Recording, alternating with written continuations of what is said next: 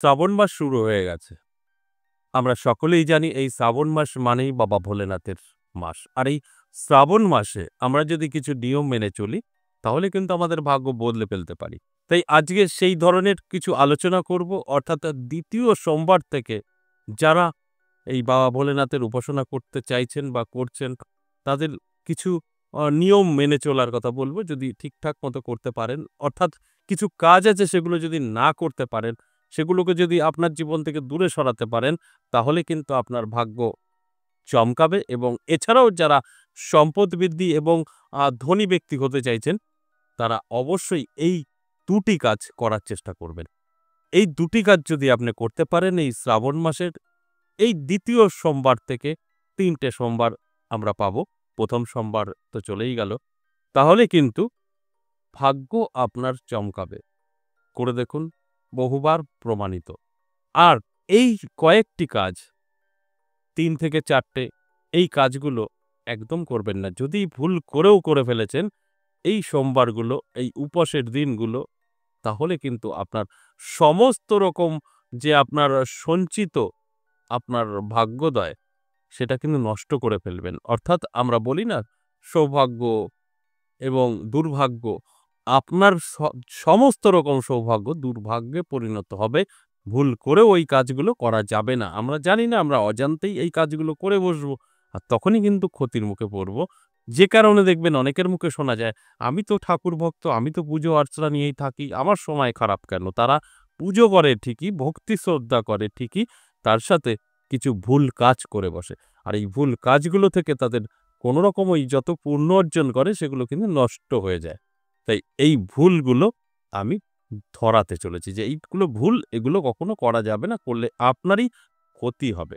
অবশ্যই আলোচনা করব, বিস্তারিত বোঝানোর চেষ্টা করব। তার আগে আমার সাথে কিভাবে যোগাযোগ করবেন সেই বিষয়টা একটু বলে নিই। নমস্কার, জয় মা কামাখ্যা, জয় মা তারা।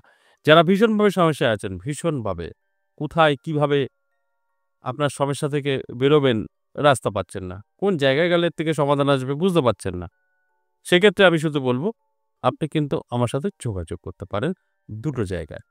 তাহলে কিন্তু আপনার সমস্যা যত বড়ই হোক না কেন, অবশ্যই চেষ্টা আমরা করব আপনার সমস্যা থেকে বের করে আনার। ২ টো জায়গায় পাবেন, একটা তারাপীঠ, একটা আমার নিজের মন্দির ১০ মহাবিদ্যা কালীবাড়ি, এটা বীরনগর। তারাপীঠ সম্পর্কে সবারই জানা, অজানা কিছু নেই। তবে তারাপীঠ আপনি যদি আমার সাথে দেখা করতে চান বা আপনার সম্পর্কে আমার সাথে আলোচনা করে ডিসকাস করতে চান, বা আপনার যে বিপদ সেখান থেকে কি করে বেরোবেন সেই রাস্তা যদি জানতে চান, তাহলে অবশ্যই আপনার এই ২ টো জায়গার কোনো একটি জায়গায় আসতে হবে। আর তারাপীঠ আসলে আপনাকে এই হোয়াটসঅ্যাপ নাম্বার বা কলিং নাম্বার এখানে দেওয়া আছে। কল করে আপনি নামটা লিখে দিতে পারেন বা হোয়াটসঅ্যাপেও নামটা পাঠাতে পারেন। তারাপীঠ আমি থাকছি এই জুলাই মাসের ২৫ এবং ২৬। এই ২৫-২৬ জুলাই থাকছি, সময় খুব কম। আপনি কলিং নাম্বারে গিয়ে কল করে আপনার নামটা লিখে দিতে পারেন। যদি আপনার প্রয়োজন থাকে, না থাকলে একদম না। আর যদি মনে হয় না আমার মন্দিরে ১০ মহাবিদ্যা কালীবাড়িতে আপনি আসতে চাইছেন, সেক্ষেত্রে সপ্তাহে ৩ দিন করে পাবেন, সোমবার, মঙ্গলবার, বুধবার চলে আসতে পারেন। তাহলে কি হবে? মায়ের দর্শন করতে পারবেন। মায়ের ১০ টা রূপ, ১০ মহাবিদ্যা কালীবাড়ি এবং কৃষ্ণকালী মাকে দর্শন করতে পারবেন। তার সাথে আমার সাথে সাক্ষাৎ। আমার এই ২ টো জায়গা ছাড়া কোনো রকম চেম্বার নেই। চেম্বার করার মানসিকতাও নেই। আমার তারাপীঠ যেতেই হয়। আমাদের কর্ম থাকে। সেক্ষেত্রে তারাপীঠ পাবেন এবং আমার মন্দিরে তো আমি থাকবই। সেক্ষেত্রে এখানে ৩ দিন পাবেন। এছাড়া যারা মন্দির দর্শনে আসতে চাইছেন আমার ১০ মহাবিদ্যা কালীবাড়ি এবং কৃষ্ণকালী মায়ের, তাহলে আপনারা যেকোনো দিনই আসতে পারেন। মন্দিরের দরজা খোলাই থাকে। এতে কোনো খরচও নেই। আসবেন, দর্শন করবেন। অবশ্যই ছোটখাটো কাজ, আপনার যদি যে সমস্যাগুলো আছে তার থেকে মুক্তি পাবেন। আমার সাথে সাক্ষাৎ করতে গেলে সেখানে আপনাকে পে করতে হবে। আর মন্দির দর্শনে কোনো রকম কিছু প্রয়োজন নেই। আপনি আসতেই পারেন। যদি সমস্যা থাকে তাহলে অবশ্যই এই ২ টো জায়গার কোনো একটি জায়গায় আপনি আমার সাথে সাক্ষাৎ করতে পারেন। আর সাক্ষাৎ করতে গেলে বললাম আগে থেকে নাম লেখাতে হবে। আর আগে থেকে নাম কিভাবে লেখাবেন? হোয়াটসঅ্যাপ নাম্বার এবং আপনার কলিং নাম্বার আছে।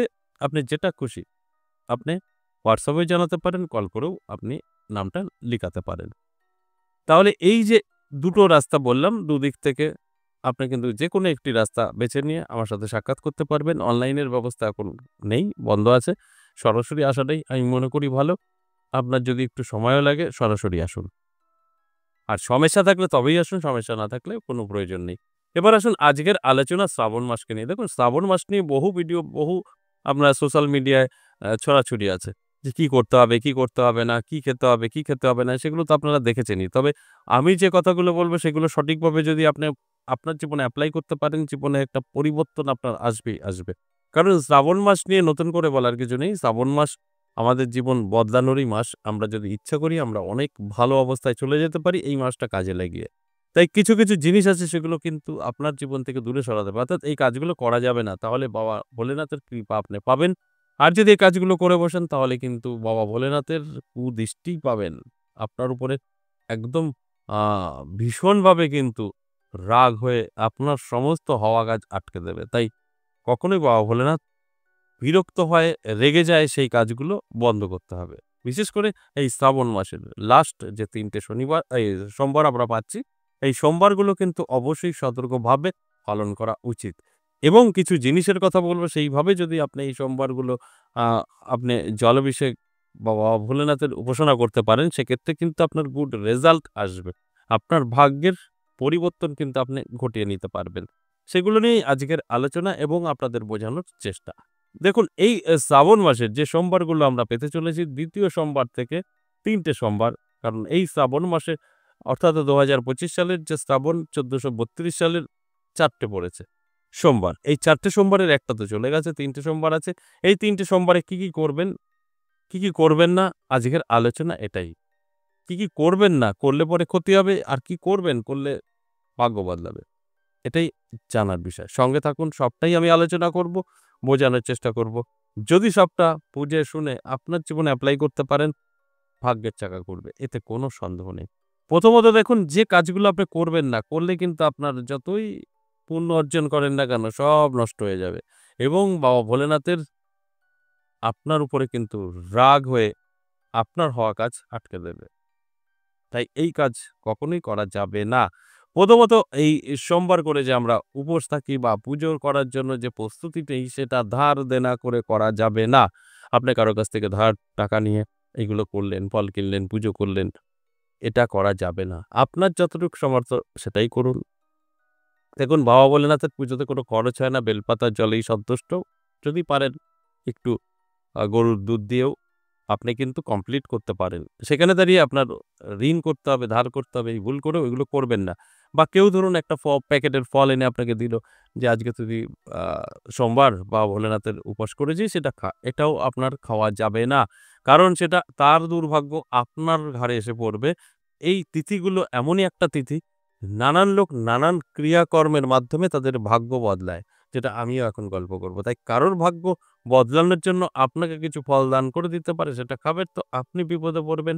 তাই কোনরকম এই যে শেষ ৩ টে সোমবার কারোর দেওয়া ফল, মিষ্টি উপোস থাকা অবস্থায় খাবেন না।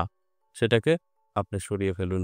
যদি আপনি খেয়ে ফেলেন তাদের সমস্ত দুর্ভাগ্য আপনার পড়বে, আপনার যত সঞ্চিত পূর্ণ ওদের কাছে চলে যাবে, যদি থেকে থাকে। তাই এই ভুলটা কখনোই করা যাবে না। এগুলো করলে কিন্তু অবশ্যই আপনার পস্তাতে হবে। তাই এই কাজগুলো আপনারা একদম করবেন না। এবং আরেকটা ফলের কথা বলব যেটা কখনোই খাবেন না এই শ্রাবণ মাস চলাকালীন এবং এই ৩ টে সোমবার। সেই ফলটা অবশ্যই আপনারা সকলেই চিনতে পারছেন যে আমি কোন ফলের কথা বলব। সেই ফলটা হচ্ছে অবশ্যই আ নেসপাতি বলে। এই নেসপাতি আপনারা খাবেন না। এই নেসপাতি খেলে কিন্তু আপনাদের সবকিছুই উলটপালট হয়ে যাবে। তাই এই কিছু, কিছু জিনিস আছে আমাদের মেনে চলতে হবে। মেনে চললে দেখবেন সেখান থেকে অবশ্যই ভালো থাকা যায়, ভালো থাকা সম্ভব। তাই আমি অবশ্যই বলব, যে কথাগুলো বললাম, এই কথাগুলো সুন্দরভাবে, ভালোভাবে আপনার জীবনে এপ্লাই করুন। দেখবেন আপনি অনেক ভালো থাকবেন এবং ভাগ্যের পরিবর্তনও ঘটাতে পারবেন। এবার বলব কি করবেন আপনার ভাগ্য বদলাতে, আপনি ধনবান হতে, আপনি কোটিপতি হতে কি করবেন? সম্পদ বৃদ্ধি আপনার হবে। কারণ এই সময়টা সবাই কাজে লাগিয়ে জীবনকে উন্নতির দিকে নিয়ে যাওয়ার চেষ্টা করে। তাই যে কারণে বললাম কেউ কিছু দিলে ফল-টল মিষ্টি খাবেন না। কারণ তার ভাগ্য বদলানোর চেষ্টা করবে। আপনার ক্ষেত্রেও আমি বলব আপনি কি করলে যথেষ্ট ভালো থাকবেন। দেখুন যখন আপনি এই ৩ টে যে সোমবার আছে বাবা ভোলেনাথের পুজো দিতে যাবেন তখন আপনাকে অবশ্যই একটা ছোট পাত্রে কৌটো টাইপের নেবেন, ২১ টা লবঙ্গ তার মধ্যে রাখবেন এবং ২১ টা এলাচ রাখবেন। এটাকে একটা লাল কাপড়ের মধ্যে রেখে বাবা ভোলেনাথের সামনে গিয়ে যেরকম প্রসাদ রাখা হয় সেরকম রেখে বাবা ভোলেনাথকে পুজো করবেন। দুধ, গঙ্গা জল যা, যা ঢালার ঢালবেন, বেলপাতা দেবেন, আপনার মনের কথা বলবেন, সব কমপ্লিট হয়ে গেল। সে ১০ মিনিট লাগুক, ০.৫ ঘন্টা লাগুক, ১ ঘন্টা লাগুক। কমপ্লিট যখন শেষ হওয়ার পরে যেরকম আমরা প্রসাদগুলো সামনের থেকে বার করে ফেলি, ঠিক সেরকম ওই লবঙ্গ আর এলাচের যেটা প্রসাদ স্বরূপ বাবা ভোলেনাথের কাছে দিয়েছিলেন, ওই লাল কাপড় দিয়ে বেঁধে পুঁটুলি করে বাবা ভোলেনাথের মাথায় ছুঁয়ে আপনার মনের কথা বলুন। কি চাইছেন? ধন সম্পত্তি বৃদ্ধি, কোটি, কোটি টাকা যা চাইছেন বলবেন। বলে ওটা নিয়ে চলে যাবেন। যেয়ে আপনার ঠাকুরের সিংহাসনে রেখে দিন। প্রত্যেকদিন নিত্য ধূপ এবং দীপ দেখান। দেখুন আপনার ভাগ্যের কোথা থেকে কোথায় নিয়ে পৌঁছে দেয় বাবা ভোলেনাথ। তার কৃপা সম্পূর্ণভাবে থাকবে ওই ২১ টা লবঙ্গ এবং এলাচের উপরে। প্রত্যেকটা কথা আমি বললাম প্রমাণিত। আপনারা যদি সঠিকভাবে আমি যে কথাগুলো বললাম সেগুলো শুনে বুঝে চলতে পারেন, তাহলে কিন্তু অবশ্যই তার বেনিফিট আপনি পাবেনই পাবেন। এতে কোনো সন্দেহ নেই। কারণ আমি যে আলোচনাগুলো করি সবটাই কিন্তু প্রমাণিত, কাজ হয় তবেই আমি আলোচনা করি। তাই আমি যে কথাগুলো বললাম একটু মেনে চলার চেষ্টা করুন এই শেষ ৩ টে যে সোমবার। দেখুন আপনার জীবনে কত বড় পরিবর্তন আসে। আর যেতে, যেতে আরেকটা কথা বলি, ভুল করেও কিন্তু নাশপাতি খাবেন না, কারোর ফল, মিষ্টি দান সোমবার করে খাবেন না। ধার নিয়ে ফল কিনে ওই উপোস বা পুজো করবেন না। এই কাজগুলো একটু এড়িয়ে চলুন। সুন্দরভাবে জীবনযাপন করতে পারবেন। আজ এ পর্যন্তই, আবার আসবো নেক্সট ভিডিও নিয়ে। ততক্ষণ ভালো থাকুন। নমস্কার।